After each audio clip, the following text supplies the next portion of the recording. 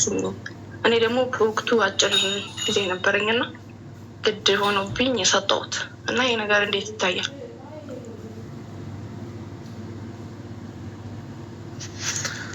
ጉቦ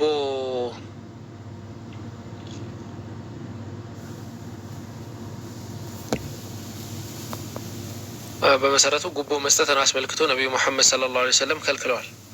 አጠቃላይ የሆነ ማህበረሰብን የሚጎዳ ነገር ስለሆነ ማለት ነው።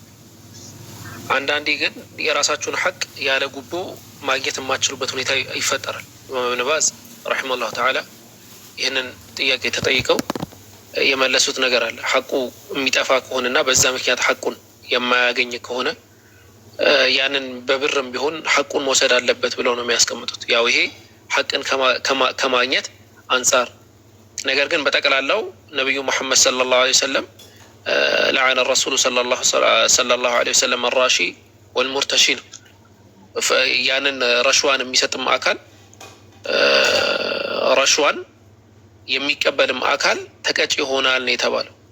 አላህ ይጠብቀንና ማለት ነው።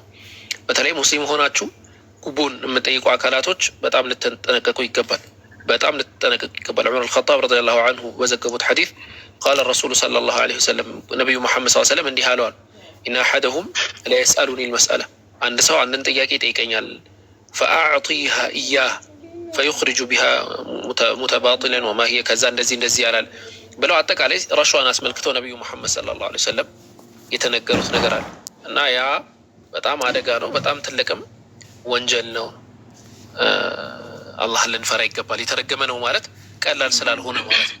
በተቻለ መጠን ረሽዋን ልንጠነቀቅ ይገባል። የራሳችንን ሐቅ ግን ያለዛ ማግኘት የማንችል ከሆነ እንግዲህ አላህ ነገሩን እንዲያስተካክል ዱዓ እያደረግን ያንን ነገር እናደርጋለን። ስለዚህ ማድረግ ያለብኝ ነገር አለ። ሰውየው አጋጣሚ ሙስሊም አይደለም፣ ግን በቦታው ሙሉ ይሄ ወረቀቱ ምናምን ህጋዊ ነው። ግን ቢሆንም ከወረዳ ወደ ከተማ ልማት ለማስኬድ እሺ ምንም ማድረግ አይችልም። ቀጥይ። ሁለተኛ ጥያቄ ደግሞ ብዙ ጊዜ እንዲህ ንጽጽር ቤት ስንውል እናንተ ጋር የሆነ አሁን ወገኖቻችን እንትን ሀሳብ ሲከራከሩ ማለት ነው ጥቅስ አምጡ ትላላችሁ። ከዛም በኋላ እነሱ ጥቅስ ይናገራሉ። ይሄን ነው ሲሉ አይ ይሄ የሚመለከተው አብን ነው እንጂ ወልድን አይደለም እና አንድ ኢየሱስ አምላክ ለመሆኑ ጥቅስ አምጡ። እነሱ ሲያመጡ ደግሞ አይ ይሄ ኢየሱስን አይደለም አብን ነው ይላሉ። እና ይሄ ነገር እሺ አብን ቢሆን እንዴት ነው የምታስታርቁት? ብዙ ጊዜ በራሴ እንደዚህ እንዴት ነው የሚሆነው ብዬ ሀሳብ አነሳለሁ። እና እንዴት ነው ይሄ ነገር ሀሳቤ ከገባክ? ኦኬ በመሰረቱ እነሱ አብ ብለው የሚገልጹት አካል አረበኛውን ባይብል ብትመለከቱት አብን ባይ ዲፎልት አላህ ብሎ ይጠራዋል፣ በመጥራት ደረጃ ማለት ነው። እኛ እያለን ያለነው ነገር አብ አምላክ አይደለም አንልም ነው በመጽሐፋቸው ማለት ነው፣ በእነሱ መጽሐፍ። ኢየሱስ ክርስቶስ ግን አምላክ አይደለም። ኦኬ አብ አምላክ ነው፣ እርሱን ሳውን ትቀበላላችሁ ደግሞ ቢባል ደግሞ ሁለተኛ ስቴፕ ደግሞ እንመጣለን። በመሰረቱ አብ ራሱ አብ ተብሎ መጠራት የለበትም የሚል ደግሞ ሙግት ውስጥ እንገባለን ማለት ነው። አብ ራሱ አብ ተብሎ መጠራት የለበትም ሀሳቡን ከተረዳሽ ማለት ነው። አብ ተብሎ መጠራት የለበትም የሚል ሙግት ውስጥ እንገባለን። መጀመሪያ ግን ኢየሱስ ክርስቶስ አምላክ ነው የተባለበት አንድም ጥቅስ መምጣት አይችልም። ሮሜ ምዕራፍ 9 ቁጥር 5 ላይ ጥቅስ ያመጣሉ። አይ ያ ጥቅስ የሚመለከተው አብን ነው እንጂ ኢየሱስን አይደለም እንላለን። በድጋሚ አንደኛ ዮሐንስ መልእክት ምዕራፍ 5 ቁጥር 20 ያመጣሉ። የሚመለከተው ኢየሱስ ክርስቶስ እንደሆነ። ስለዚህ የሚመለከተው አብን ነው እንላቸዋለን። አብን ነው የሚመለከተው ብለን ደግሞ አብን ሲሉን ደግሞ አዎ አብ ወይም ደግሞ አብ የሚለው የዕብራይስጥ ቃል አባት ማለት ነው በትርጓሚ ማለት ነው። አይሁዶች አባት ብለው ሲጠሩ ልክ ክርስቲያኖች በሚሉት አውድ ባዮሎጂካል የሆነ አባትን ለማለት አይደለም። በተቃራኒው ተንከባካቢ፣ ፈጣሪ ወይም ደግሞ የሆነን ለኛ የሚያደርግልን አካል በሚል ነው የሚጠቀሙት። ዘዳግም ምዕራፍ 3 ቁጥር 26ን ብትመለከቱ ደንቆሮ ብልሃተኛ ያልሆነ ሕዝብ ሆይ ለእግዚአብሔር ይህንን ትመልሳለህ? የገዛ አባትህ አይደለምን? የፈጠረህ ያጸናህ እሱ አይደለም ወይ? ምን ይለዋል? የገዛ አባትህ አይደለም ወይ? የፈጠረህ ያጸናህ እርሱ አይደለም ወይ? ስለዚህ አባት ወይም ደግሞ አብ የሚለው ምን በሚል መጣ? ፈጣሪ በሚል መጥቷል። እዚህ ጥቅስ ላይ የገዛ አባትህ አቡከ ብሎ ነው የሚያስቀምጠው። ወይ ደግሞ አቪከ ብሎ ነው የሚያስቀምጠው። ከአረብኛ ጋር የተወሰነ የመቀራረብ ተረጓሚ ያለው አባትህ ማለት ነው። እና ከምን አንጻር ነው ይሄ የተባለው ካልን እዛው ዘዳግም ምዕራፍ 14 ከቁጥር 1 እስከ 2 ላይ እናንተ የአምላካችሁ የእግዚአብሔር ልጆች ናችሁ ይላል። ለአምላክህ እግዚአብሔር አንተ ቅዱስ ሕዝብ ነህና በምድር ላይ ከሚኖር ሕዝብ ሁሉ ይልቅ ለእርሱ ለራሱ ሕዝብ ትሆንለት ዘንድ እግዚአብሔር አንተን መርጦሃልና ይላል። ይሄ ቁርአን ላይ ያለ ሀሳብ ነው። ባይዘው አላህ ስብሐነሁ ወተዓላ ልጅን መያዝ ቢፈልግ ኖሮ ለስጠፋ ሚማ የኽልቁ ማ የሻ ይላል። ምን አይነት ልጅነትን? የመመረጥ ልጅነትን። አይሁድና ክርስቲያኖች እኛ አላህ ልጅ ነን ሲሉ በምን አውድ ይሉ ነበረ? አላህ ራሱ ነው የሚነግረን። የተመረጥነን አላህ ይወደናል ማለት ነው። እንደዛ ከሆነ ፈሊማ ዩዐዚቡኩም ቢዙኑቢኩም አላቸው። እንደዛ ከሆነ ለምን በቅጣታችሁ ይቀጣቸዋል? በል አንቱም በሸር ሚመን ኸለቅ፣ ልክ ሌሎቹ እንደፈጠራቸው ህዝቦች ናቸው። ምንም የምትለዩት ነገር የለም። እነሱ ግን ዘዳግም ምዕራፍ 14 ከቁጥር 1 እስከ 2 ላይ እናንተ የአምላካችሁ የእግዚአብሔር ልጆች ናችሁ፣ ለአምላክህ ለእግዚአብሔር ቅዱስ ህዝብ ነህና ይቀጥልና በምድር ላይም ከሚኖር አህዛብ ሁሉ ይልቅ ለእርሱ ለራሱ ህዝብ ትሆንለት ዘንድ እግዚአብሔር አንተን መርጦሃልና ይላል። ስለሞተውም ሰው አካላችሁ አትጩሁ፣ እንደዚህ አትሁኑ ብሎ ያስቀምጣል። በተመሳሳይ ይህንን የተለያዩ የሆኑ ራባዮችን መምህሮችን መመልከት ይቻላል። የአባቶችን ሀሳብ ማለት ነው። መምህር በሀያ ቢን አሻር ከ1255 እስከ 1340 አካባቢ የኖረ ሰው ነው እና ሰፋ ባለው በኮሜንታሪ ይህንን ሀሳብ ያስቀምጣል። እዚህ ጋር እኛ አምላክ አባትን ተብለን ብንጠራው እሱ ለእኛ በጣም የሚወደን ፍጥረቶች ስለሆንን ነው ብሎ ያስቀምጣል። ኢሳያስ ምዕራፍ 33 ቁጥር 16ን ብትመለከቱ አብርሃም ባያውቀው እስራኤልም ባይገነዘበው አንተ አባታችን ነህና አቤቱ አንተ አባታችን ነህ፣ ስምህም ከዘላለም ታዳጊያችን ነው። እዚህ ጋር አቪነ ብሎ ነው የመጣው። አቪነ ወይም ደግሞ አቪኑ ብሎ ሲመጣ ምን ማለት ነው ከተባለ አንተ ለኛ ተንከባካቢያችን ነህ፣ ምትንከባከበን ነህ ማለት እንደሆነ እብን ዕዝራ ያስቀምጣል። ትልቁ የአይሁድ ምሁር ማለት ነው እብን ዕዝራ። እንደውም ዳግማዊ ሙሴ ብለው ይጠሩታል። ስለዚህ እነዚህን ሀሳቦች ጋር ደግሞ መልሰን እናወራለን ማለት ነው። እነዚህ የኤክስ ናቸው ስህተት ናቸው ደግሞ ብለን እናወራቸዋለን ነው እና ከዛ አንጻር ነው የምንመለከታቸው ጥቅሶቹ። እሺ ሀሳብህ ገብቶኛል። ኮሜንቶች እኔ አላህ ነው እያልኩኝ አይደለም፣ ግን ብዙ ጊዜ እንደዚህ እንትን ሲነሳ ይሄ እንደዚህ ነው ለሚለው እንዴት ነው የምታስታረቁላቸው ለማለት ነው። ሶስተኛ ጥያቄ መጨመር ይቻላል ከይቅርታ ጋር? መጨመር ትችላለሽ። ወገኖች ካላችሁ መግባት ትችላላችሁ። እንትን አትበሉ፣ ኢሪቴት አታርጉ። ይሄ ኢሪቴት ፖዚሽን ነው። ኢሪቴቲንግ ፖዚሽን ላይ ያላችሁ ወገናቶች ገብታችሁ መጠየቅ ትችላላችሁ፣ ገብታችሁ ማውራት ትችላላችሁ። ማንኛውም ሀሳብ ላይ ማለት ነው። ኢየሱስ አምላክ ነው ማውራት ይቻላል። ኢቨን መሲህ ነው በሚለው ማውራት ይቻላል። መሲህ ነው ወይስ አይደለም በሚለው ራሱ እኔ እንደ ክርስትና አስተምሮ መሲህ ነው ብዬ አላምንም። ለምሳሌ እኛ ቁርአን ላይ መሲህ ነው፣ አዎ። በክርስትና አስተምሮ ግን መሲህ ነው ብዬ አላምንም። አይሁዶች የሚጠብቁት መሲህ ነው ብዬ አላምንም በፍጹም። የተጻፈው ሰውዬ ማለት ነው። እዛም ላይ ማውራት ይቻላል።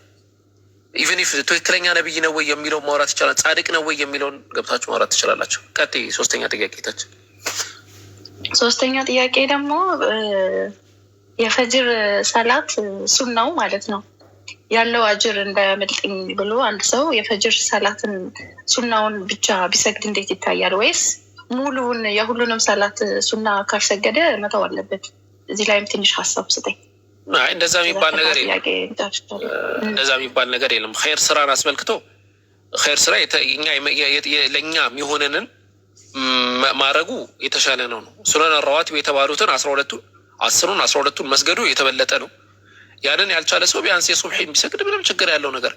ለዛ ነው ነብዩ መሐመድ እንዳያመልጠኝ ብሎ የፈጅርን ሰላት ሱና ሌላውንም አላህ ያግረው፣ ግን አጅሩ ከሚያመልጠኝ ብሎ የፈጅር ብቻ። ሹክራን። አራተኛ መጨመር እችላለሁ? ሰው ታፉ በደም በቃ ሌላ ጊዜ ይገባለሁ ኢንሻአላህ። እድሉ ለሌላ ለጥቅና ኢንሻአላህ ሌላ ጊዜ ይገባለሁ። ጀዛከላህ። አላህ ይጨምርላችሁ፣ አላህ ይጠብቃችሁ። ጀዛከላህ። አሚን ወያኪ። እሺ ሌላ ጥያቄ ያለው ሰው ካለሽ መቀጠል ይችላል።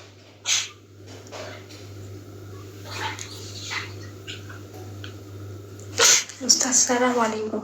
ወአለይኩም ሰላም ወራህመቱላሂ ወበረካቱ። እኔ አንድ ጥያቄ ነበረኝ። እኔ እዚህ የምሰራበት ቤት ከ10 ሰላት ከሰገድኩ በኋላ ከአንድ ግማሽ ሰዓት በኋላ ልጆቹን ይዤ ፓርክ ሄዳለሁ እና መግሪብ ካለፈ በኋላ እንጂ አልመጣም። ለዛ ብዬ ቀድሜ ነው ሰግጄ የሚሄደው። ይሄ ነገር እንዴት ይታያል? አዛን ሳይል ነው ሰግጄ የሚሄደው። አዛን ሳይል ወቅት ሳይደርስ ሰላት አይሰገድም መሰረቱ ማለት ነው። እዛ ሆነሽ መስገዳችሁ ነው። አልችልም። ህጻናቶቹ የሚታመም ልጅ አለብኝ፣ ትንሽ የአእምሮውን የሚያመው የግዴታ እሱ መያዝ አለብኝ። እዛ በላይ መሮጥ አለብኝ። ይሄ ነገር መፍትሄ ሊደረግለት ይገባል። ሰላት ያለ ወቅት የለም። አሰላት አለ ወቅት አላ ወቅቲሃ፣ ሰላት በወቅቷ ነው ልትሰገድ የሚገባው። ወቅቱ ሳይደርስ በምን ተብሎ ነው የሚሰገደው? ስለዚህ ከዛ አንጻር ምንድን ነው መደረግ ያለበት? ያንን ነገር ለማስተካከል ሞክሪ፣ ተነጋገሪና እኔ ከሰላት የሚበልጥ ነገር የለም። ሰላት መስገድ በእስልምና ግዴታዬ ነው፣ ዋጅብ ነው። አልዓህዱ አለዚ በይነና ወበይነሁም ሰላቱ ፈመን ተረከሃ ፈቀድ ከፈር። በእኛና በእነርሱ መካከል ያለው ቃል ሰላት ነው። ያችን የተወ ከፍሯን የተባለ። እኔ ደግሞ ካፊር መሆን አልፈልግም፣ ሰላትን መተው አልፈልግም። ስለዚህ በምንም ተአምር ሰላቴን አልተውም፣ ይህን ነገር አስተካክሉልኝ ማለት ያስገባል። እኛ አዚማ ካለን ምንም ነገር ተራራ ማንቀሳቀስ ይቻላል። በዚህ በአዚማ አዚማ ነው የሚያስፈልገው፣ ቆራጥነት ነው የሚያስፈልገው፣ የልብ ተነሳሽነት ነው የሚያስፈልገው። እኛ አንዳንዴ እኛው ራሳችን ስለማንፈልገው እንጂ ወይ ስለምንዘናጋ የሆነ ነገር እንዲሆናለው እንደዚህ ከስራ ቢያባሩኝስ ምናምን እዚህ ስራ ላይ ያስገባሽ አላህ ነው፣ ሌላ ስራ ላይ አላህ ይከትሽ። ምንም አትጨናነቂ። ስለዚህ ሀሳቡን አንቺ እንደዚህ ሲባል ደግሞ እንትን በይ ማለት አይደለም። ይሄ ምንድን ነው እንዲህ ምናምን ብለሽ ሞራል ተሰምቶች ደግሞ በጥብጪ ማለት አይደለም። ኦኬ፣ እንደዛም ስለማይሆን መግሪብ ላይ ብቻ ነው ሲጀመር፣ መግሪብን ብቻ ነው። ስለዚህ ያንን ለማስተካከል ሞክሪ ነው።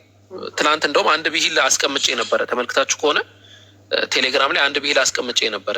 አላህ አለኝ ብለህ በሌሊት ጫካ ብገባ አላህ አለኝ ብሎ የወጣ ጅብ ይበላሃል ነው የሚባለው። ገብቷችኋል? አንተ አላህ አለኝ ብለህ ነው ጫካ የገባኸው በማታ፣ እሱም ደግሞ አላህ አለኝ ብሎ ነው ከጫካ ሊበላ የሚወጣው።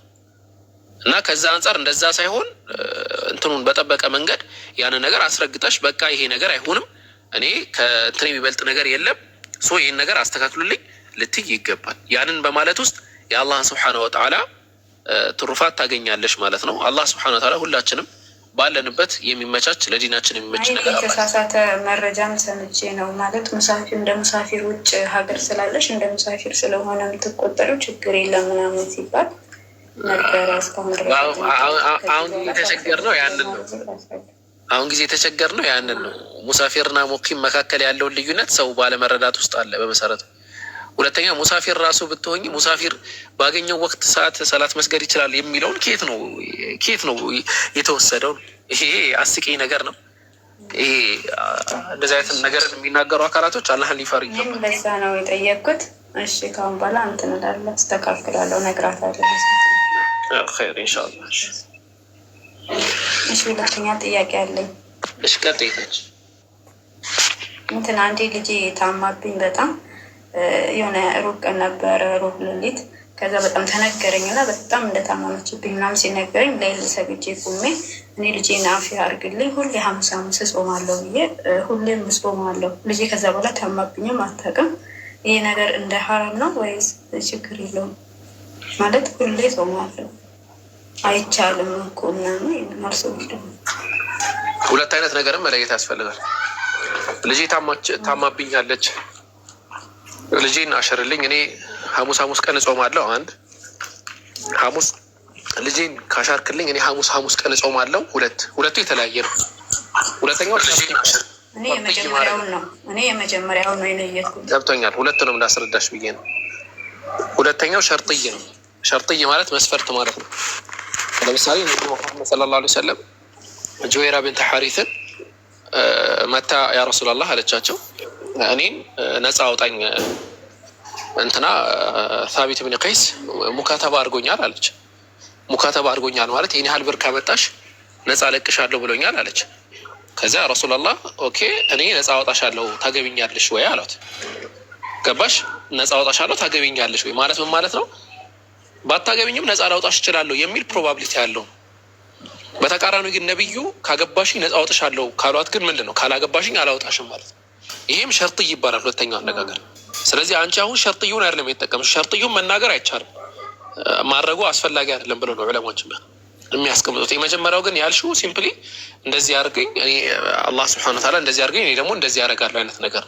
ይህም ቢሆን ነዝርን አስመልክቶ ነዝር አታርጉ ብሏል ነብዩ መሐመድ ሰለላሁ ዐለይሂ ወሰለም። ላ ተንዝሩ ፈኢነ ነዝረ ላ ዩገይሩ ሚን ቀደሪላሂ ሸይአ። ነዘር ከአላህ ሱብሓነሁ ወተዓላ ቀደር ምንም የሚቀይረው ነገር የለም። እንደዛ ተብሎ ተቀምጧል። ከአስባብ ደረጃ ያንን ማድረጉ በሌላ እይታ ይታያል። ግን አንቺ ኸይር ነገር ስለሆነ መጾምሽን እንዳታቆሚ።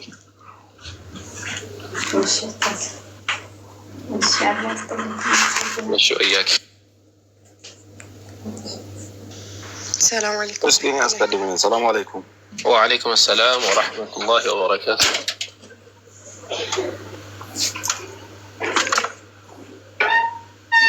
ቀጥል ሀቢቢ። ታብታብ ኧረ በደንብ ታብታብ አድርጉ። እሺ ሰላም አለይኩም ወራህመቱላሂ ወበረካቱ። ወአለይኩም ሰላም ወራህመቱላሂ ወበረካቱ።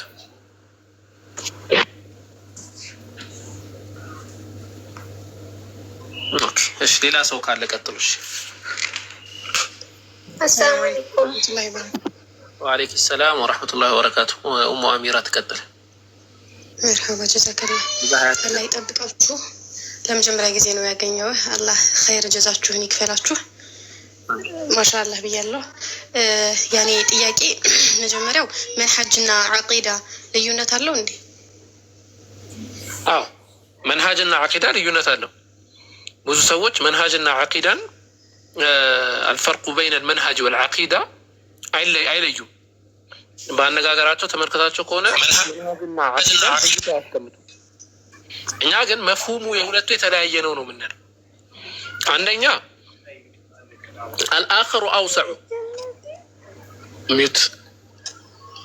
ሚዩት አድርጉ።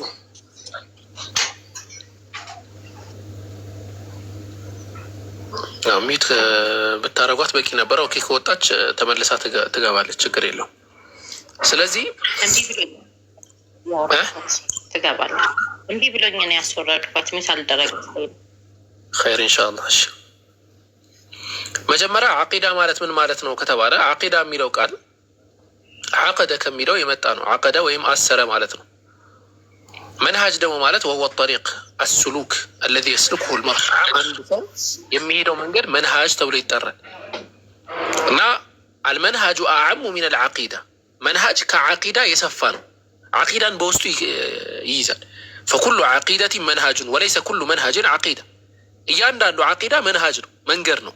ዓቂዳ አድርጋችሁ የምትይዙት ነገር ለእናንተ መንገድ ነው። እያንዳንዱ መንገድ ግን ዓቂዳ ላይሆን ይችላል። ይሄ እብን ባዝ ወገይሪሂም ያስቀመጡት ነው።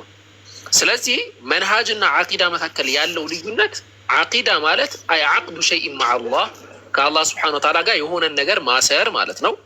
መንሃጅ ደግሞ ማለት አይ አጠሪቅ አለዚ ነስሉኩሁ የምንሄደው መንገድ ማለት ነው። ሁለቱ ከዛ አንጻር ልዩነት አለው። ለምሳሌ በመንሃጅ ደረጃ መንሃጅ ሰለፍን የማይከተል አካል ሊኖር ይችላል። እንግዲህ ዓቂዳው ትክክለኛ ዓቂዳ ሆነ ዓቂዳው የሰለፍ ዓቂዳ ነው ያለኝ ሊል ይችላል። በመንሃጅ ደረጃ ግን ኢኽዋን ሊሆን ይችላል። አይሰራም። ይሄ መንሃጃችን በራሱ ሰለፍ የሰለፍን መንሃጅ ተከታይ መሆን መቻል አለበት። ዓቂዳችንም መንሃጃችንም ማለት ነው። እና ከዛ አንጻር ያለውን ነገር መገንዘብ ያስፈልጋል። ብዙ ሰዎች አይለዩትም፣ ግን ልዩነት አላቸው። መንሃጅ አዕሙ ሚን አልዓቂዳ። ጀዛከላሁ ኸይር። ሁሌ ግራ ይገባኝ ነበርና ነው ለዛ ነው። እና ሁለተኛው ጥያቄ ደግሞ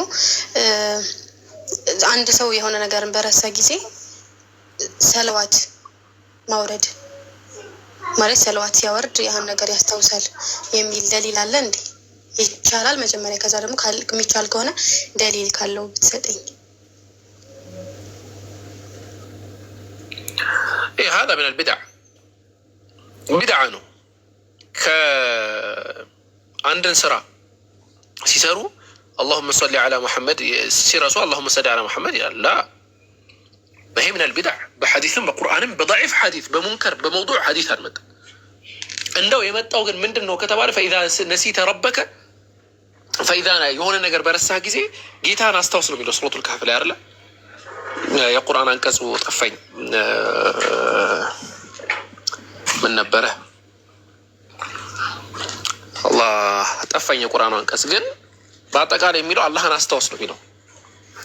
ዚክር ማድረግ አላህን ማስታወስ ነው። አንድ ነገር ስትረሳ ማድረግ ያለብህ እንጂ ሰለዋት አይደለም። ተሽሪዕ የተደረገው እሱ አይደለም። መርሃባ ጀዛከላህ። እሺ አንድ ልጨምር፣ ይቅርታ። ያንተ ችግር የለም። እሺ መንገዱ እስከተከፈተላችሁ ድረስ ጠይቅ እያደረጋችሁ ቶሎ መልቀቅ። ልጨምር አልጨምር አትበሉ። ዝም ብላችሁ ቀጥሉ፣ ችግር የለም።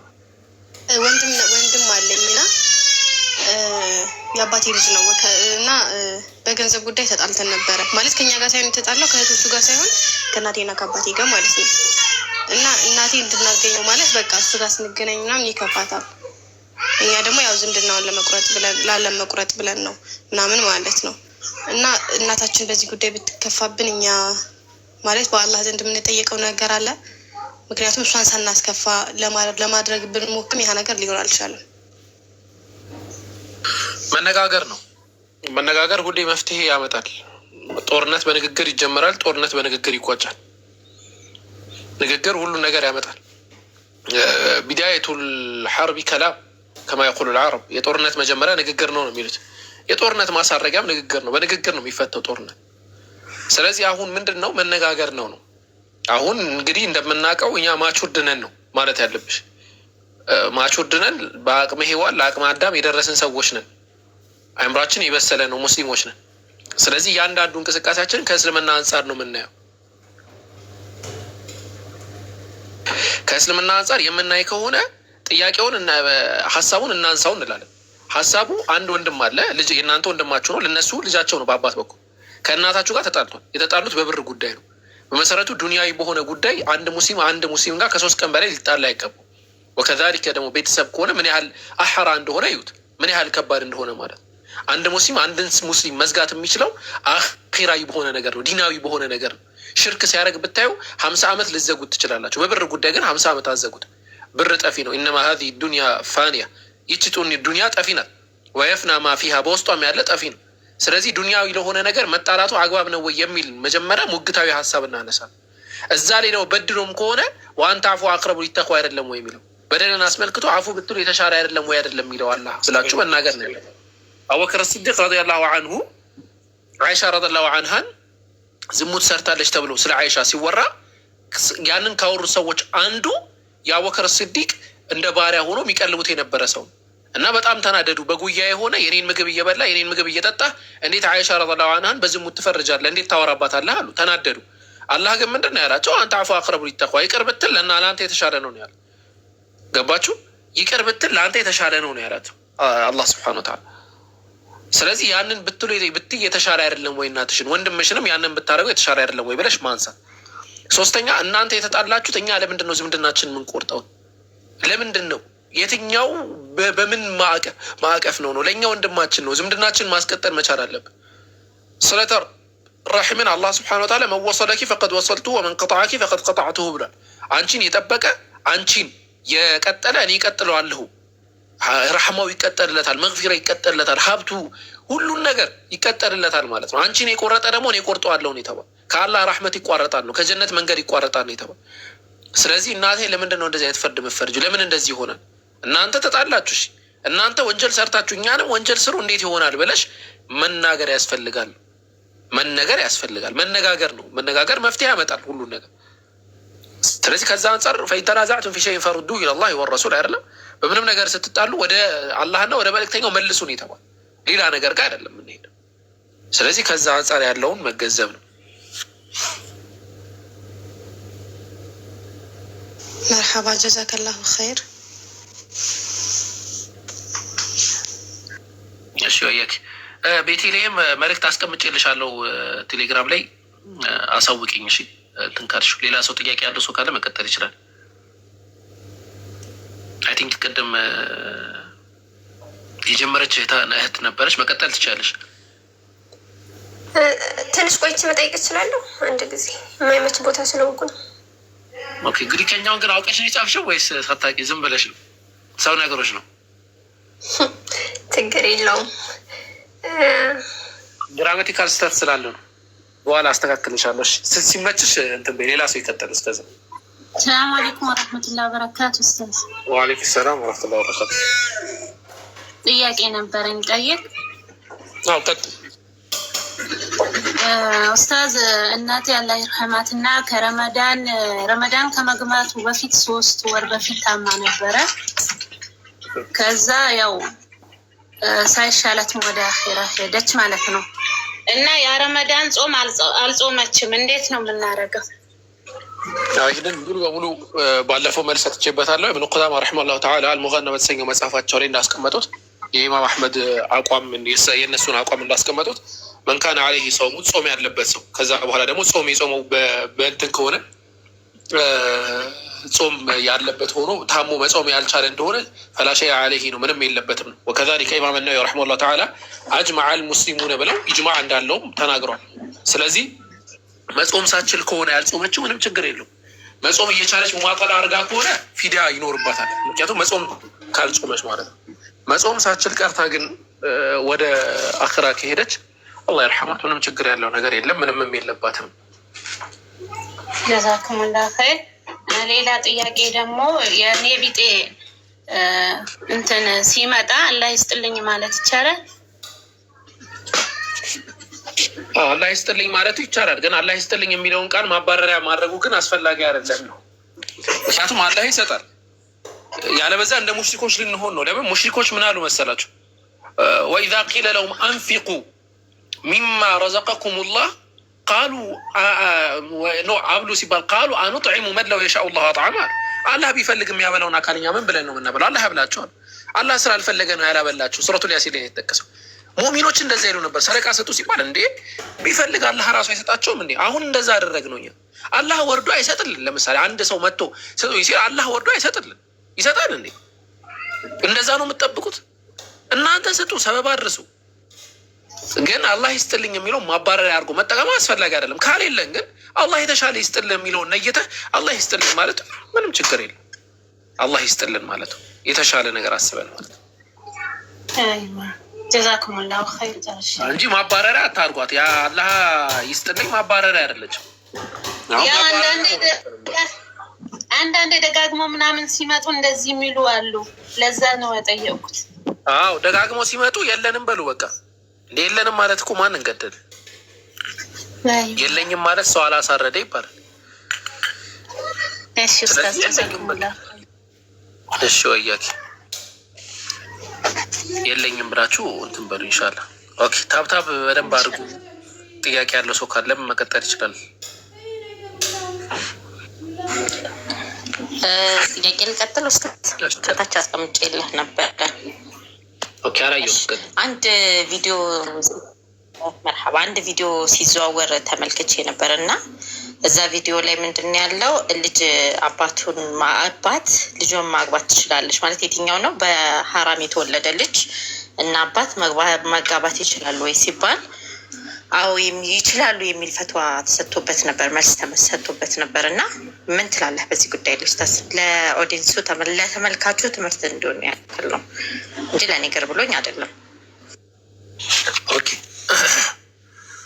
እሺ፣ ሪከርድ አድርጉ። ይህን ነገር በደንብ ሪከርድ አድርጉት እና በደንብ ሰፋ ያለ ነገር እናያለን።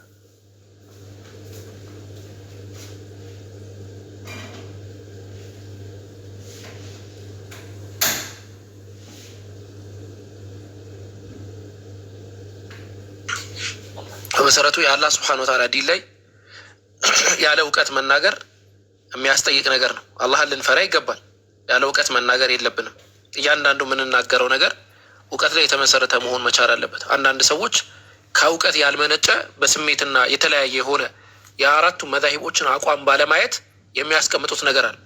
ወኺዛ ዐላ ኢማም ሻፊዒ ረሒመሁላሁ ተዓላ ቀውሉሁ ሃዛ። ኢማም ሻፊዒ መዝሀብ ላይ እንደዚህ አይነት አባባሎች አሉ። ይሄ ሙሉ በሙሉ የተወገዘ ነው በዑለማዎች አቋም መሰረት ማለት ነው። እነዛን ምክንያቶች በደንብ ሰፋ አድርገን ለመመልከት ምናልባት ታይም ላይ በቃል ይችላል።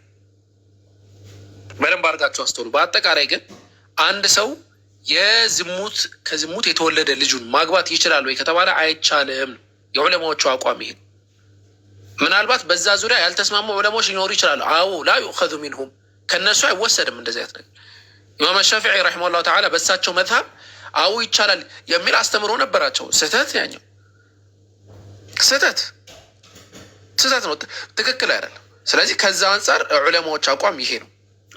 እዚህ ጋር አንድ ቪዲዮ ላሳያችሁ፣ የአንድ ትልቅ ዓሊምን ቪዲዮ ላሳያችሁ። ዘመናችን ላይ ካሉ ትላልቅ ዓሊሞች መካከል አንዱ የሆኑትን አንድ ትልቅ ዓሊም ቪዲዮ ላሳያችሁ። አንዴ ካገኘሁት ማለት ነው። ኦኬ አዎ አግኝቼዋለሁ፣ ላሳያችሁ ኢንሻአላህ። ቪዲዮ እንደተከፈተ ነገር ተከፍቷል ብላችሁ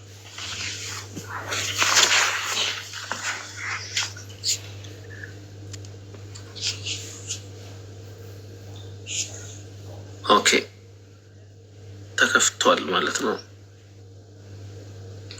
እኚህ ትልቅ ዓሊም ናቸው። ኢንሻአላህ ምን የሚሉትን እናዳምጥ። ቆይ እስቲ ድምጽ سمعتش مصطفى رجل والعياذ بالله زنى بامرأة وأنجب منها بنتا هل يجوز له أن يتجاوز؟ لا بنته ሰማችሁ? ይኸው ጥያቄውን አዳምጡት። الله وبركاته لا سمعتش مصطفى رجل والعياذ بالله زنى بامرأة አንድ ሰው ከአንዲት ሴት ጋር ዝሙት አደረገ وأنجب منها بنتا ከሷም ልጅ ወለደ። يجوز له أن يتزوج هذه البنت؟ እሷን ማግባት ይችላል ወይ አለ። ሪያክሽናቸውን አዳምጡ። لا بنته لا አይሆንም ልጁ ናት አሉ። حرمت عليكم امهاتكم وبنتكم. السؤال طرح فقال احد الاخوه اللي هو مذهب تقريبا الشافعيه شذ فيها الشافعي. لا በዚህ ዙሪያ ኢማም ሻፊዒ ተለይተዋል። ሻድ ሆኗል። ሸደ ማለት ተለይተዋል ማለት ነው። አላህ ቁርአን ላይ ግልጽ አድርጎ አስቀምጦታል። ሁሪመት አለይኩም ኡመሃቱኩም ወበናቱኩም ብሏል። ልጆቻችሁ ብሏል። ሰው ልጁ ናት። አልወለዱ ሊልፊራሽ በቃ ልጁ ናት ነው خلاص። ስለዚህ የተከለከለ ነው።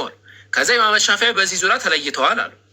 من المأخوذ على المذهب الشافعي. بمذهب الشافعي هذا من المأخوذ بشدة بتنكرر المذهب الشافعي. بتنكرر ويقولون فيما يقولون وطبعا يبنى على أن ليست بنتا شرعية لا ترث كما أنها لا ترث الزوج. كلام باطل طبعا من التي. ስለዚህ ከዛ አንጻር አጠቃላይ መልሳችን ይሄ ይሆናል። ይሄ አጠቃላይ ዑለማዎች አቋም ነው። በዚህ ዙሪያ መመልከት ይቻላል ነው። በመሰረቱ ግን ይህንን ነገር አንድ ክርስቲያን ጥያቄ አድርጎ ቢያነሳው እንስቃለን። ምክንያቱም በክርስትና አስተምሮ መሰረት ሉጥ ነብይ ነው ብለው የሚያስቡት ሉጥ ከሁለቱ ሚስቶች ጋር ተራ በተራ እንዳደረ ይናገራል። ኢቨን ኢፍ እነሱ ደፍሮታል ነው የሚለው ራሱ መጽሐፍ ያስኬዳል። ይህንን መጽሐፍ የያዘ ሰው ምናልባት ይህን ጥያቄ እንዳያነሱት ከማለት አንጻር እሺ መቀጠል ትችላላችሁ። ጥያቄ ያለው ሰው ካለ መቀጠል ይችላል ኢንሻአላህ።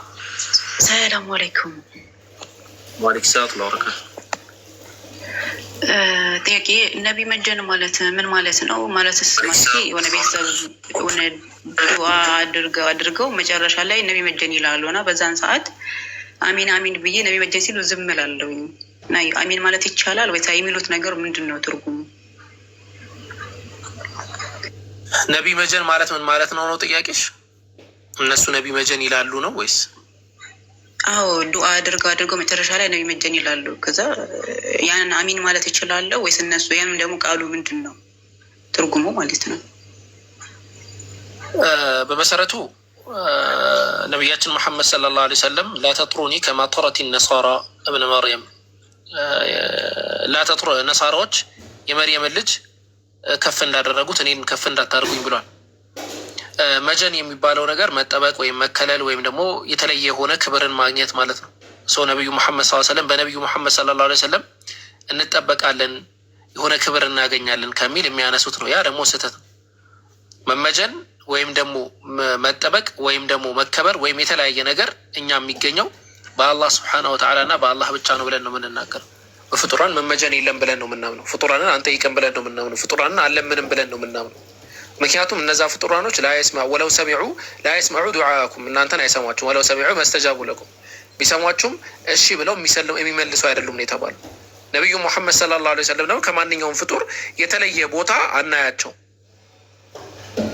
የተለየ ቦታ አናያቸውም። አንድ ሁለተኛ መጀን የሚለውን ሀሳብ ከተለያየ ነገር አንጻር ያመጡታል። ወይ አላህ ይቀበለን ዘንድ በእነሱ በኩል መማለድም መመጀን ተብሎ ሊጠራ ይችላል። ምን ማለት ነው?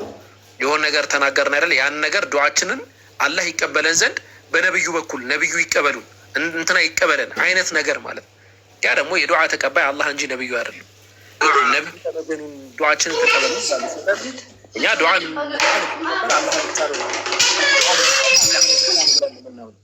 ስለዚህ ከአላህ ውጪ ዱዓን የሚሰማ ዱዓን የሚቀበል የለም በፍጹም ስህተት። እነሱ ነቢዩ መሐመድ ሰለላሁ ዐለይሂ ወሰለም በነቢዩ ይሁንብህ ዱዓችንን ተቀበለን ነቢዩ ዱዓችንን ተቀበሉን ይላሉ። አላ አላህን ጥያቄ መጠየቅ ከፈለግን ራሱን ቀጥታ መጠየቅ ከሪጃል ቀጥታ ማለት ነው። እኔ እንስሳ ፊት ለፊት አውሬ እንስሳዎችን ይዤ ወደ እናንተ እየመጣሁ 5-6 አውሬ እንስሳ ይዤ መጥቼ አውሬውን ነው የምትጠይቁት ወይስ እኔን ነው የምትጠይቁ? አውሬው እንዳይበላችሁ አውሬው አትብላኝ ነው የምትሉት ወይስ እኔን ነው እንዳለቀው የምትሉት? እኔን ነው መጠየቅ ያለባችሁ። ወከዛሊክ አላህ ስብሐነሁ ወተዓላ ዚማሙ ኩል ሸይ በአላህ እጅ ሆኖ የሁሉ ነገር መያዣ አላህ ሆኖ መያዣውን ነው አላህን ነው የምንጠይቀው። ነቢዩን ነው አላህን ነው የምንጠይቀው። ነቢዩን ራሱ ነቢይ አድርጎ የላከው እኮ አላህ ነው። እንደኛ ነቢዩን እኮ አላህን ቦታ አንሰጣቸው አናስጠጋቸውም ጭምር። ነቢዩን እንደ ነቢይነት ነው የምንወዳቸው፣ እንደ ነቢይነት ነው የምናከብራቸው። ስናወራ ራሱ ምንድን ነው የምለው? አሽረፈል ኸልቅ አይደለም ምንድን ነው? ከፍጡራን ከተፈጠሩ ፍጡሮች በሙሉ በቃ የተከበሩ ፍጡር ናቸው ነው የምንለው። ግን ፍጡር ናቸው፣ ያች ፍጡር ናቸው። ከዛ ያልፉ ገይብም አያውቁም። ወለው ኩንቱ አዕለሙል ገይብ ብለዋል። የሩቅ ሚስጥርን ባቅ ኖሮ ለስተክተርቱ ሚነል ኸይር አላል። እውነትን አብዝቼ በሰራው ነበረ። ባቅ ኖሮ አያውቁም። ነቢይ ናቸው። ኸላስ ከነቢይነት ያለፈ ሌላ ቦታ አንስጣቸው። እንደ ነቢይነት ነው የምንወዳቸው፣ እንደ ፍጡር ነው የምናከብራቸው።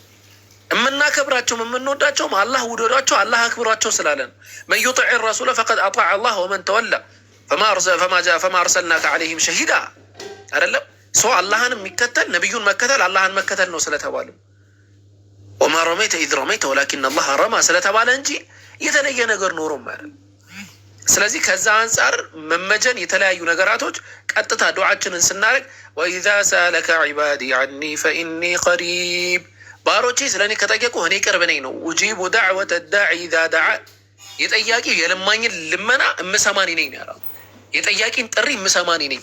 ኡጂቡ ዳዕወተ ዳዒ ኢዛ ደዓ፣ በቃ ከተጠራ ቀጥታ አላህን መጣራት ነው። የምን መመጀን ነው? የምን እንትን ማለት ነው። የምን ነቢይ የምን ምናምን የምን ነሽኽ የምን እንትን ያለ በዚያማ ከነዛ ሙሽሪኮች የተለየ አካል አልሆንም። እንዴት ነው ይህንን ምትለ እንትሉ ይሆናል? በግልጽ በሆነ ሁኔታ አላህ እንዳስቀመጠው ኢላ ሊዩቀሪቡና ኢለላህ ዙልፋ ይሉ ነበር። እኛ እኮ እነዚህን አካላቶች የምንለምናቸው እነዚህን አካላቶች የምንጠይቃቸው ወደ አላህ እንዲያቃርቡን እንጂ ሌላ ነገር አይደለም። ማናዕቡድሁም የምንገዛቸው ኢላ ሊዩቀሪቡና ኢለላህ ዙልፋ ወደ አላህ ያቃርቡን ዘንድ። ምን ሆነህ ነው አንተ በሌላ ሰው ወደ አላህ የምትቀረቡ? አይ እኔ ወንጀል አለብኝ፣ ስለዚህ በነቢዩ እመጀናለሁ፣ በእንትና ሼክ እመጀናለሁ፣ በእንትና ሼክ እንዲሆናለሁ። ይህ የእስልምና አስተምህሮ አይደለም። አንድ ባሪያ መጠየቅ ከፈለገ አላህን ይጠይቅ። ፈኢዛ ሰአልተ ፈስአሊላህ ወኢዛ ስተዓዝተ ፈስተዒዝ ቢላህ። መጠበቅን ከጠየቅ አላህን ጠይቅ። ልመናን የሆነን ነገር ከፈለግ አላህን ጠይቅ ነው የተባለ። ስለዚህ ከዛ አንጻር የምንመለከተው ይሆናል። ያ ባጢል ነው፣ ስህተት ነው። ከእነዚህ አይነት ሰዎች ጋር መቀማመጥም አስፈላጊ አይደለም። ዳዕዋ ሊደረግላቸው ይገባል። አውቀው የሚያደርጉ ከሆነ ተወደደም ተጠላም ሽርክን እየሰሩ ነው። አስገሩንም ሆነ አክበሩንም የመግባት እድላቸው ሰፊ ይሆናል። ኦኬ ጀዛከላ። ያው አሚን ማለት አልችልም። ላይ በመሀል ላይ አይደለም መጨረሻ ላይ ነው ነቢ መጀን የሚሉት አሚን ማለት ሳይሆን ከእንደዚህ አይነት ሰዎች ጋርም መቀማመጥ አስፈላጊ አይደለም። ያለን ቢድዓዎች ከአላህ ውጭ ያለ አካል የሚጠሩ ሰዎች አጠገብ እኛ መቀማመጥ አይገባል። ለዳዕዋ ካልሆነ በቀር ማለት ነው። ወይ የሆነ ضرورة ካልሆነ ስልክ ቤተሰብ ነው፣ በርቀት ነው ያለ ነው። በስልክ እንኳን ስናወራ ዱዓደር واليوم الآخر يوادون من حاد الله ورسوله يتبع يلم ቤተሰብ ነው። ولو كانوا آباءهم أو أبناءهم أو إخوانهم أو عشيرتهم እንዴ እነዚህ አካላቶች ከባድ ነገር ነው። ስለዚህ ዳዕዋ ያስፈልጋቸዋል። ዳዕዋ አድርጊላቸው። ካሁን በኋላ ይህንን ነገር ማታስተካክሉ ከሆነ አታዩኝም ማለት ሁላ ያለብሽ። አታገኙኝም። የለም ዝምድና ምንቀጥለው አላህ ቀጥሉ ስላለ መቆረጥ ያለብን ቦታ እንቆርጧለን። ዞር ብለን ማናያቸው መኖራቸው ራሱ ሊረሳ ይችላል። በአላህ ለአላህ መንገድ ሲባል ማለት ነው። ይህ ሽርክ ነው። አላህን መስፈሩ ከሆነ ይህን ነገር እንተንበሉ። አንድ ጌታችን አይ አይደለም የምትሉ ከሆነ ኑን ቁጭ በሉና እናወራ። ዲን እንደዚህ ነው።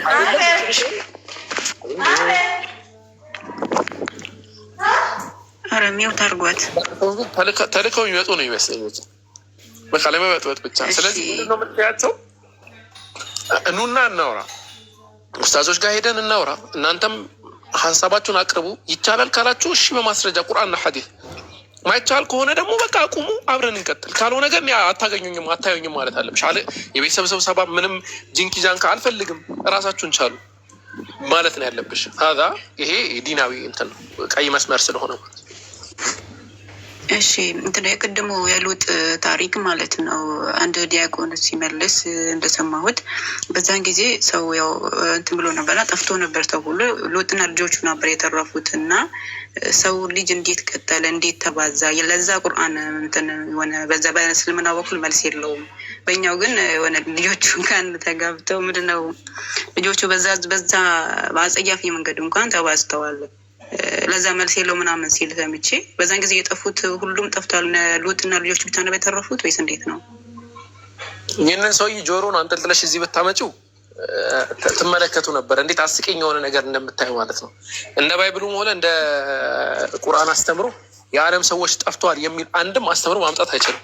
በጊዜው ይሄ ነገር ሲፈጸም በህይወት የነበሩ የአሸን ሰዎች አሉ። እነሱ የራሳቸውን ወንጀል ለመሸፈን ነው ይሄን ያህል የሚገቡት። ከጥጡ ወደ ማጡ ይባላል። ይህንን ለመሸፈን ብሎ የባሰ ነገር ላይ ይገባሉ። እኛ እንደ ቁርአን አስተምሮ መሰረት ፈአመነ ለሁ ሉጥ ይላል አይደለም እንዴ? ለሉጥ ያመኑለት ሰዎች ነበሩ። ኢቨን ኢፍ ከሚስቱ በቀር ያሉት ሌሎችን አካላቶች ይዘህ ውጣ ተባለ ነው ይተው። ፈአስሪ ቢአህሊከ ኢላ ምርአተክ ከሚስትህ በቀር ምክንያቱም እሷ ኢነሁ ሙሲብ አሳብ ያጋጥማቸው ነገር ያጋጥማቸዋል።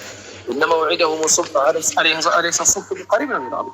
ስለዚህ እዛ ቦታ ላይ የተረፉ ሰዎች ነበሩ። በመሰረቱ ኢቨን ኢፍ የተረፉ ሰዎች የሉም ቢባል ራሱ አስተውሉ፣ የተለፉ ሰዎች የሉም ቢባል ራሱ እንደ ባይብሉ እንሄድና በዛ በባይብል አስተምሮ መሰረት የዓለም ህዝብ ሁሉ ጠፍቶ ነበረ ወይ ነው? አዎ ከተባለ ባይብል ኤክስ አምጥቼ ፊት ለፊት እጥለዋለሁ። ለምን? እግዚአብሔር አምላክ የኑህ ህዝቦችን ሲያጠፋ ከዛ በኋላ መቅሰፍት የሚባል ነገር ምድርን እንደማይነካ ራሱ ተናግሯል። ስለዚህ እግዚአብሔር ራሱን እየተጋጨን መቅሰፍት አድርጎ ዓለምን ህዝብ አላጠፋም ብሏል። በልቡ ተናገረ ነው የሚለው። በልቡ ነው ያለው እግዚአብሔር አላህ። ሰው በልብህ ትናገረ፣ በልቡ እኔ አላጠፋም ብሎ ተናገረ ይላል። ኦኬ ከተናገረ በኋላ እግዚአብሔር ሽሮ ነው ያጠፋው? አላጠፋም ካለ በኋላ አጠፋ? ምን አይነት አይምሮ ነው በመሰረቱ ማለት ነው። እዛው ጥቅሱ እንደው ብንመለከተው አብርሃም በጊዜው በህይወት እንደነበረ ይናገራል። አብርሃም እና ሉጥ አብረው ነበሩ አልነበሩም? ይህን ጥያቄ አቀርቦላቸው ነበሩ። አብርሃም ሉጥን ለማስለቀቅ በዘፍጥረት ምዕራፍ 17 ሄዷል ወይስ አልሄድም? ሄዷል። አብርሃምን የት እናድርገው ነው? አሁን እኮ ይሄ ተሞኙልን ነው። ገባችሁ?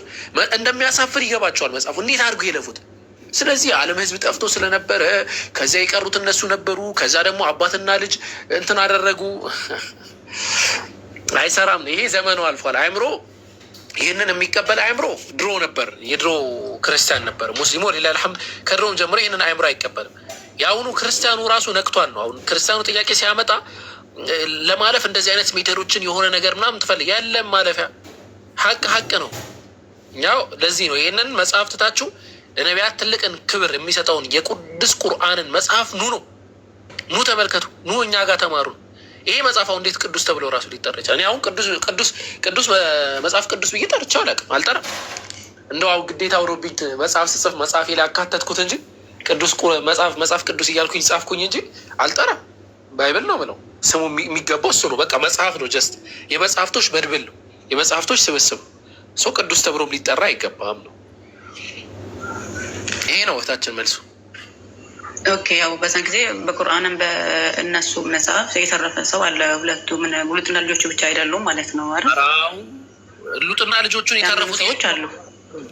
በዛው እንትን ዘፍጥረት ምዕራፍ 17 ወይ ደግሞ ከ15 ጀምሮ መመልከት ትችላለች። አጠቃላይ ታሪኩ ከዛ ጀምሮ ነው የሚገኝ። ያንን ታሪክ ስትመለከች እዛ ጋር አብርሃም ራሱ ነበረ ነው በጊዜው ማለት ነው።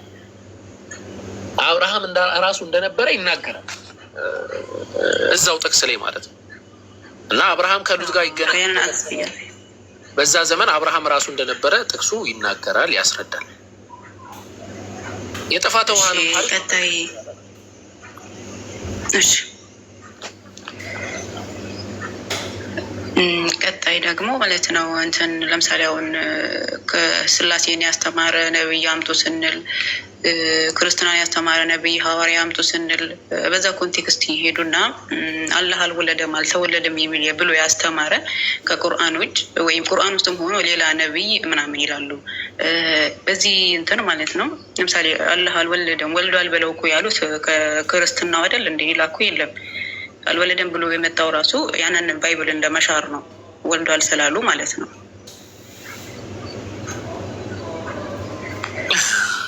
ሎጂካል ፋላሲ ይባላል እንደዚህ አይነት ጥያቄ። ለምንድነው ሎጂካል ፋላሲ የሚባለው? ላሳያችሁ። ቀላል ነገር ነቢያቶች ሊሰብኩ የመጡት አላህ ወልዷል አልወለደም የሚለውን ለመስበክ ነው ነቢያቶች የመጡት ወይስ ተውሂድን ለመስበክ ነው የመጡት? ነቢያቶች ተውሂድን ለመስበክ ኦፍኮርስ። በክርስትና አስተምሮ ነቢያቶች የመጡት እግዚአብሔር ልጅ አለው ለማለት ነው ወይስ ደግሞ እግዚአብሔር ስላሴ ነው የሚለውን ለመስበክ ነው? ስላሴን። ስለዚህ ሁለቱም መንገድ ላይ እናውቀው ማለት እናንተ ስላሴን የሰበከ ነቢይ አምጡ፣ እኛ ተውሂድን የሰበከ ነቢይ እናምጣለን። ወንድ ክርስቲያን በዚህ ይገባል? የለም፣ መቼም አይገቡ። አይ እንደዛ ከሆነ አላህ ስብሓነሁ ወተዓላ ይወልዳል አይወልድም አይወለድም አይወልድም ብሎ የሚያመጣ ሰው አካል አምጡ። ለምን እንደዚህ ብሎ መስበክ ይጠበቅባቸዋል? ይፍን እስቲ እናንተ አምላክ ተወልዷል ወልዷል ብሎ ያስተማረ አንድ ነቢይ አምጡ በላቸው። አያመጡ። አይ አባታችን ብለው ይጠሩት። አባታችን ብለው ይጠራሉ አይጠሩም አይደለም ጥያቄ። አምላክ ወልዷል ተወልዷል ብሎ ያስተማረ አንድ ነቢይ አምጡ በላቸው። የለም። ክሌሙ ባሌለበት ለምንድን ነው ነቢያቶች መጥተው አምላክ ወልዷል አልወለደም ብለው የሚያስተምሩት? ምን አይነት ነገር ነው? ባሌለ ነገር ትምህርት አለን። እነሱ ሊያስተምሩ የመጡት ተውሂድን ነው። ጣዖትን ራቁ፣ አንድ አምላክን አምልኩ። አን ዕቡዱላህ ረቢ ወረብኩም፣ የኔም የእናንተም ጌታ የሆነው አላህን አምልኩ ነው። ያንን እናምጣ ዘርዝርን ከቁርአንም ከባይብል። እናንተ ደግሞ እስቲ ስላሴን አንድ አምላክ አንድ መለኮት ሶስት አካል ያላችሁትን ፍልስፍና ያስተማረ አንድ ነቢይ አንድ ሐዋርያ አምጡልን። የለም በፍጹም። ኢየሱስ ኢየሱስ ያንን አላስተማርም። አምላክ አንድ መለኮት ነው፣ ሶስት ባህሪ ነው። እነዛ ሶስት ሃይፖስታስ የሆኑ አካላቶች እንደዚህ ሆነው ከዛ ምናምን ከዛ ደግሞ ኩነት ደግሞ ይባል ፖይንት አለ። ከዛ በነገረ ኩነት አብ ልብ ነው፣ እንትና ኢየሱስ ክርስቶስ ቃል ነው፣ እንትና መንፈስ ነው ምናምን የሚል ፍልስፍና ያስተማረ አንድ ነቢይ ማምጣት አይችልም። ከቻለ አምጡ ነው እና ስሌቱ ከዛ አንጻር ሊታይ የሚገባው እንጂ አምላክ ወልዷል አልወለደም የሚለውን ለመስበክ የመጣ ነብይም የለም። መጨረሻ ላይ በነብዩ ግን ተሰበከ። ለምን? ያ ስህተት ክሌሙ ሲነሳ ማለት ነው። ወልዷል የሚለው ነገር በስህተት ሲነሳ ያን ነገር አላህ ሱብሃነሁ ወተዓላ አስተካከለው ነው ስህተት ነው ብለው። እኔም እንትን ያው መጨረሻ ላይ ያልከው ነው። ያው ወልዷል ብለው እንትን ስላሉ ነው ነብዩ ያንን እንትን ያሉት ማለት ነው። አልወለደም የሚለው ነገር የመጣው ከዛ በፊት ያው ወልዷል ያለ ስላልነበረ ከዛ በፊት ወልዷል አልወለደም ብሎ ማስተማር አይጠበቅባቸውም። ያው እንዳልከው የሚመጡት ተውሂድን ለማስተማር ነው። ልክ ነው። እንደዛን የተረዳሁት መጨረሻ ላይ ያልከው ማለት ነው። በመቀጠል ባይብልን ማለት ነው እኛ እንዴት ነው መውሰድ ያለብን? ለምሳሌ የሆነ የታሪክ መጽሐፍ ነው፣ ማን እንደጻፈውም አይታወቅም። በዛ መጽሐፍ ውስጥ አንዳንድ የአምላክ ቃሎች ሊኖሩ ይችላሉ እንጂ አሁን ኖርማል ያለፉት መጽሐፎች አይደሉም። አንድ እንትን ሰለምቴ ጠይቀይቼ ነው ተውራትና ኢንጂል ምናምን የሚባለው አሁን ያለው መጽሐፍ አይደለም። የታሪክ መጽሐፍ ነው። ታሪኮች አሉበት። የተሳሳተ ትክክል የሚሆን ሊኖር ይችላል። እዛ መውሰድ እንችላለን።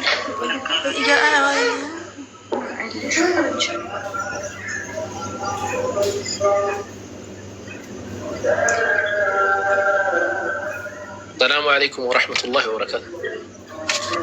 ወአለይኩም ሰላም ወረሕመቱላሂ። ተደውሎ ሰው እየተነገረኝ ነበረ። እሺ አልሰማችሁ? ምን አላችሁ?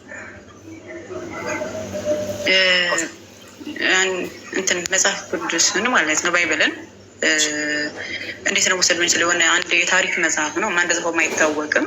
በዛ መጽሐፍ ውስጥ አንዳንድ የአምላክ ቃሎች አሉበት፣ ግን ተውራትና ኢንጂል ያለፉ መጽሐፎች አይደሉም። ቅሪቶች የአምላክ ቃል ሊኖርበት ይችላል። ታሪክ መጽሐፎች ሲጽፉ ያንን የአምላክ ቃል ሊጽፉ ይችላሉ። አንድ